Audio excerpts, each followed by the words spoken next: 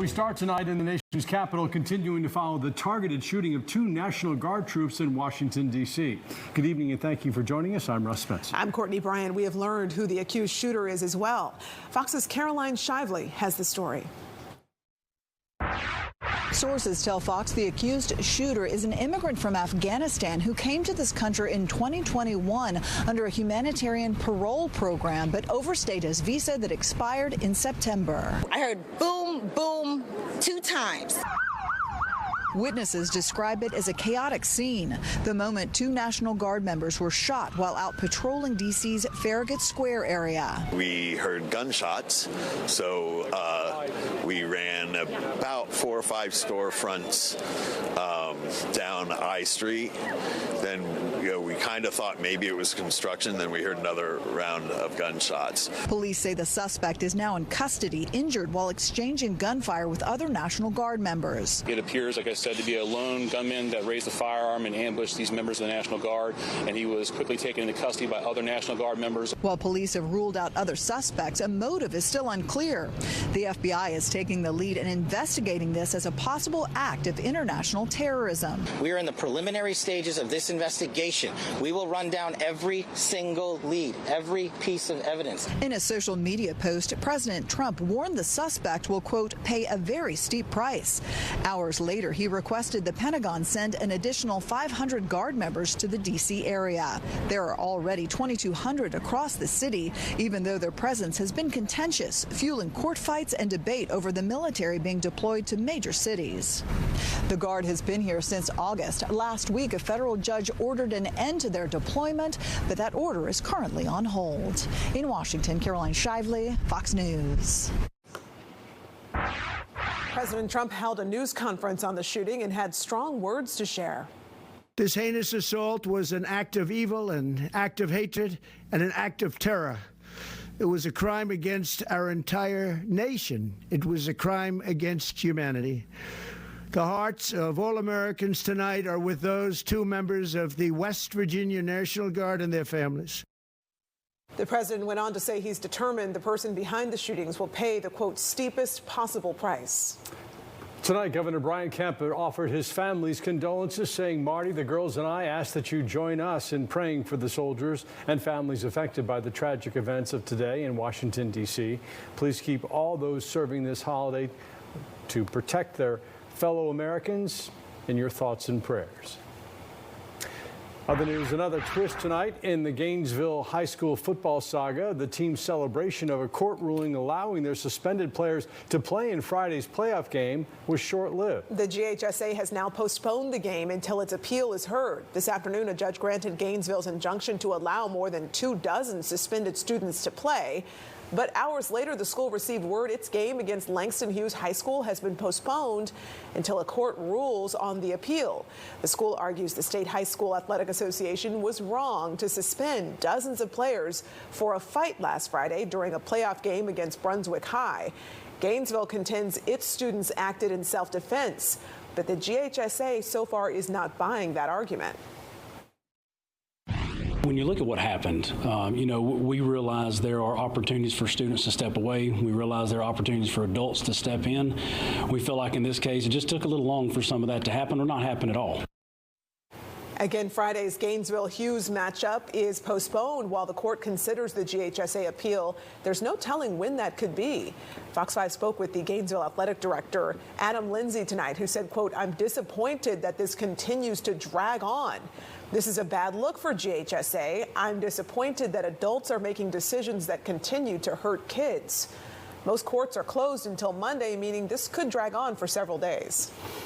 The city of LaGrange has increased the reward for information in a deadly mass shooting that happened earlier this year. Police say Javion Dukes was killed and 6 others hurt on June 8th at a home on Seminary Street. After nearly 6 months of investigating, police still don't have any suspects or leads. And tonight, the LaGrange City Council unanimously approved a $10,000 reward. Crime Stoppers has offered $2,000, bringing the total to $12,000. To leave a tip, just call 411. You can do so anonymously. A Fulton County judge has ended the election interference case against President Donald Trump and more than a dozen others. Judge Scott McAfee dismissed the racketeering case surrounding President Trump's attempts to overturn his 2020 loss. It is the end of a 2-year legal battle derailed by revelations of District Attorney Fani Willis' romantic relationship with the special prosecutor that she had hired. Now Fulton County taxpayers could be on the hook for a massive legal bill. Fox 5's Rob DiRienzo is at the live desk explaining why. Well, Fulton County taxpayers may have to cut a check to each of the defendants in the 2020 election interference case, including President Donald Trump. That is because of a new state law saying that defendants are entitled to reimbursement if the prosecutor is disqualified for misconduct and the case is dismissed. President Trump and all of the other defendants now have had their case closed. A feeling of vindication for President Donald Trump and his 18 co-defendants accused of conspiring to overturn Georgia's 2020 election results. On Wednesday, Judge Scott McAfee dismissed the case in its entirety. The president posting on Truth Social, law and justice have prevailed in the great state of Georgia. It was a disaster from the beginning, and it's just a shame that it took this long, but justice has been done, and the Trump folks are celebrating. Fulton County District Attorney Fani Willis first filed the charges back in 2023, and the case has dragged on ever since. Romantic revelations between her and Special Prosecutor Nathan Wade led to her disqualification due to, quote, an appearance of impropriety. An unforced error that even many Democrats criticized. The district attorney is doing a good job. She's keeping crime down. She's putting bad people in jail. But this case, unfortunately, because of personal conduct, which I think was a mistake on her part, is what really tanked this case. Not the merits, not the fact that these folks were indicted wrongfully. But now the dead case could still create a massive financial strain. Fulton County taxpayers will be on the hook for millions of dollars. That's because of a new state law passed earlier this year allowing defendants to recoup their legal costs if the prosecutor is disqualified for misconduct and the case is dismissed. The corks are being popped all over. Now, this was the last criminal case pending against President Trump. These defendants have 45 days to submit their legal expenses to Judge McAfee, who will determine if they are, quote unquote, reasonable. Now, we did reach out to DA Willis along with County Chairman Rob Pitts for comment, but neither have gotten back to us. At the live desk, Rob DiRienzo, Fox 5 News. Georgia elected Democrats are also weighing in on the dismissal. Party Chair Charlie Bailey said, quote, the dismissal of this case is a travesty and a slap in the face to Georgia voters. Donald Trump and 18 others, including sitting State Senator Sean Still, were indicted by a grand jury for attempting to illegally overturn our state's election. Multiple of their co-defendants pleaded guilty. This misguided decision denies the people of Georgia the accountability they deserve for Trump and his cronies' attempt to subvert their votes and silence their voices. The manager of a Marietta store appeared to body slam a woman who was trying to steal a gun. The woman wasn't hurt, but she is in jail. Fox 5's Denise Dillon is live in Marietta tonight. And Denise, you talked to the manager about that attempted theft. Yeah, he's been in law enforcement for decades, and he knew he had to stop the woman before she made it to that door, and he knew exactly how to do it. I picked her up, get the legs out of the way, brought her to the ground, rolled her over. Once I got her on the ground, she was very compliant. This is the moment Robert Shepard took down a woman he says was trying to steal a handgun from True Prep in Marietta. Just a few minutes earlier, the woman asked to see a Smith & Wesson in this case. She stated she just wanted to walk away from the counter with it for a minute, and we didn't let her. She then asked to see this gun. Canic TP9. Once she had it in her hand, she started jogging toward the door. Shepard went after her. I grabbed her from behind, grabbed her using her upper body and the head and neck, and took her to the ground.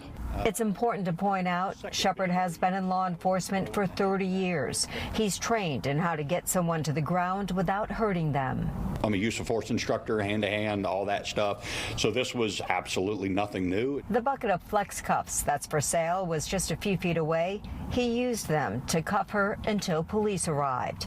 Marietta police arrested 40-year-old Priscilla Foster. She's charged with felony theft by taking. In addition to the gun, Shepard says officers found some ammo in her purse. They found a box of 9mm ammo from our shop that she had shoplifted before she stole the gun. Shepard says during the whole ordeal, he did have a few words with her. When I realized what the gun was, it was one of our more expensive guns, a $350 gun, and I said something to the effect of, man, if you're going to steal a gun and take it for free, steal something good. And she said out loud, I was trying to. In there, you know.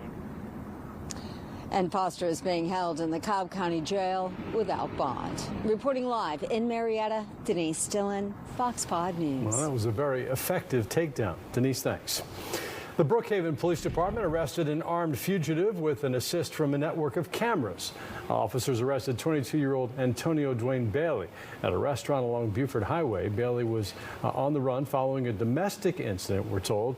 But thanks to what's called the Operation Plugged-In Camera Network, Brookhaven police used a variety of public safety cameras and drones to find the location and take him into custody. He now faces multiple charges. New at 10, the GBI is investigating after an inmate died at the Troup County Jail. Sheriff's Office staff found 44-year-old Sharika Teague unresponsive in her bed this morning. Medics tried to revive her, but she died shortly after getting to the hospital. The GBI is investigating.